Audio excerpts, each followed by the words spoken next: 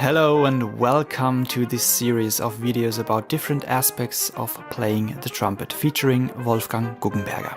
Wolfgang, why don't you tell us briefly what the most important aspects are when playing the trumpet? What do you have to look out for?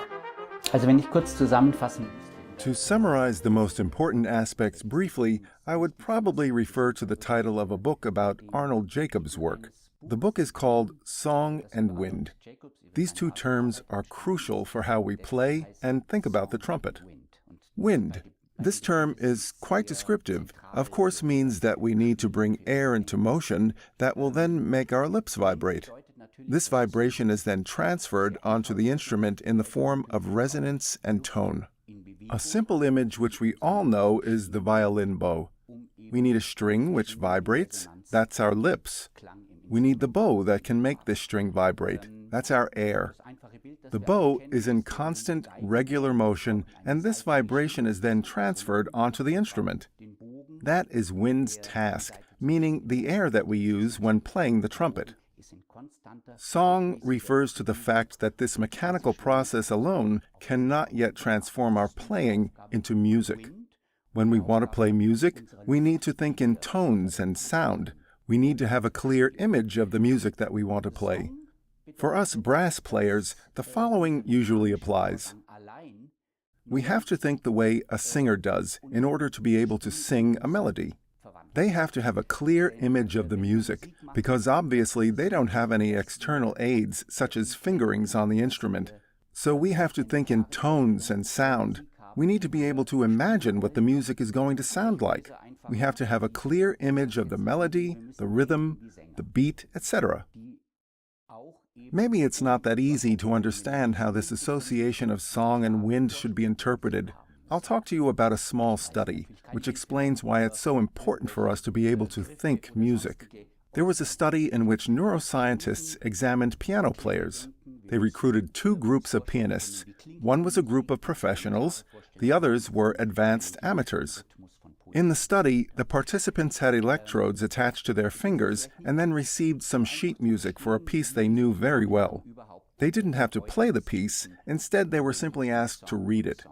What happened, of course, was that as soon as they began reading the sheet music, the scientists could measure muscular activity in their fingers. What's exciting is this activity was stronger for the professional players, who truly knew the piece very well, compared to the amateurs who maybe weren't just as familiar with the piece yet. What does this tell us? Simply the fact that we create music in our brains will have an effect. You all know that when you see the sheet music for a piece you know well, for us trumpet players this might be the concert of Haydn, you can immediately imagine the melody. Everyone is able to hear it when seeing the sheet music. This means that a sound is created through optic stimulus, and sound created in our heads influences our muscular activity. That's why an understanding of this is important. Internal singing and the imagining of music, as well as this thinking in sound, are closely connected to wind. Both belongs closely together and must always happen at the same time.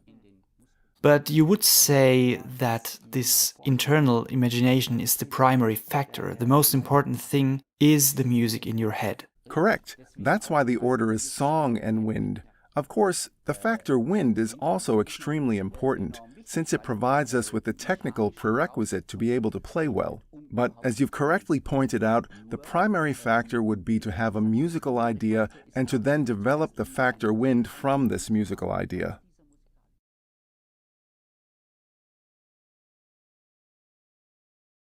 You're already hinting at one of the dangers, which would be that it might be easy to be playing mechanically. Exactly. Or at least it is in my experience that everyone has a tendency to do this. This absolutely includes myself, and I think most people would agree with me. When practicing, we tend to encounter two types of danger. Our thoughts are too complicated, and additionally, we think too mechanically, i.e., we try to analyze our own muscular activity too much. What is my tongue doing when I play high notes? What's the function of my larynx? What does my diaphragm do? How do the muscles in my mouth influence my embouchure? And all of those individual muscle functions. We tend to give those way too much space, which can sometimes lead to us playing a little too mechanically. This can even cause a kind of cramping. So what I'm gathering is that you're clearly saying that too much analysis is an issue. However, this does not mean that no analysis should take place at all, does it? True. Of course, we also have to take notice of those factors. Possibly, we might also have to train certain factors during our practice in a way that combats certain deficits. Of course, that is the case, but we must never forget about the whole picture. So then it isn't about either thinking analytically or thinking in terms of song and wind, it's about being able to think both ways. In this context, it's especially important to recognize how our thinking works in a big complex or package, and that there are no analytical single steps.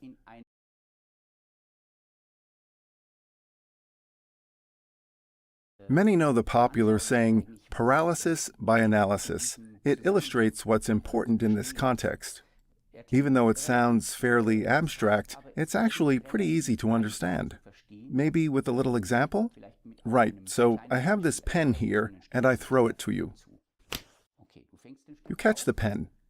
What are you thinking while you do this? What am I thinking? I see the pen fly towards me, my hand moves there and catches it. So basically, you're actually aware of only a small fraction of what you do. You see the pen fly towards you, so you reach out and catch it. But what you don't think about, I see the pen, I need to reach out with my arm, I need to open my hand, when the pen touches my fingers I have to close it again. You're not aware of those complex muscular activities that take place during a movement as simple as this. You also don't have any time to think about them, which is exactly what is expressed through the saying paralysis by analysis. It means that the second we try to analyze or to control single muscular activities, we actually interrupt or paralyze the coordination of the muscles needed. That's what the word paralysis means, and of course we have to be aware muscular activity always happens collectively. That means when there's an activity such as catching a pen, many muscles work together at the same time, and we can't observe and analyze every single one of them in order to control the action. This is just as important in the context of our breathing, and we need to know the movements we use to breathe and to play an instrument are something that is controlled by a part of our brain which is not accessible to us consciously. Our awareness deals only with our end goals. For example, when driving a car, we need to observe what happens on the road, so that we're able to react, to brake, to steer properly, or to accelerate. That's enough to control the car. We don't need to know what's going on underneath the bonnet.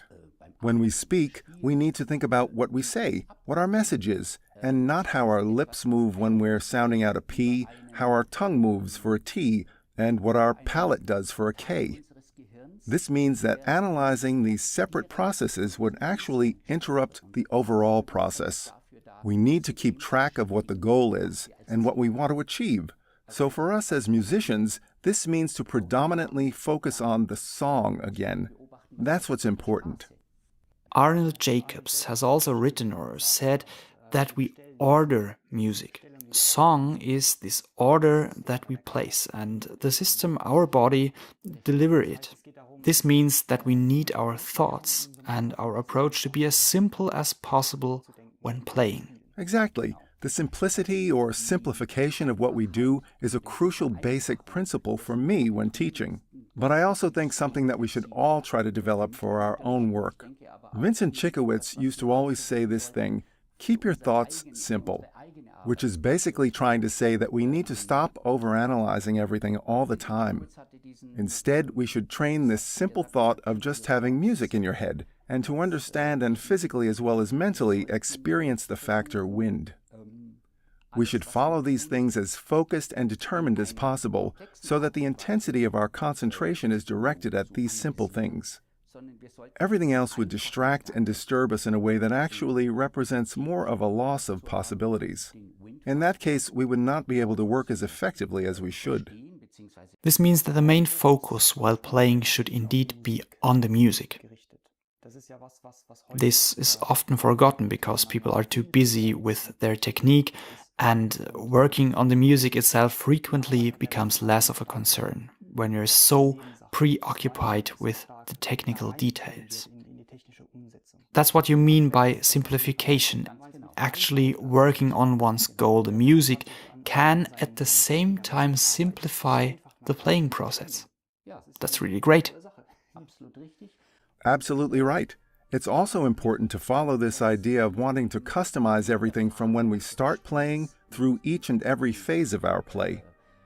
This also applies to basic exercises and is also what I try to do in Basics Plus, where we focus on musical tone, intonation, rhythm, beat, and dynamics, to transform all those into a result, and to then follow this result, rather than focusing predominantly on the separate aspect of thinking about technical processes while practicing the basics.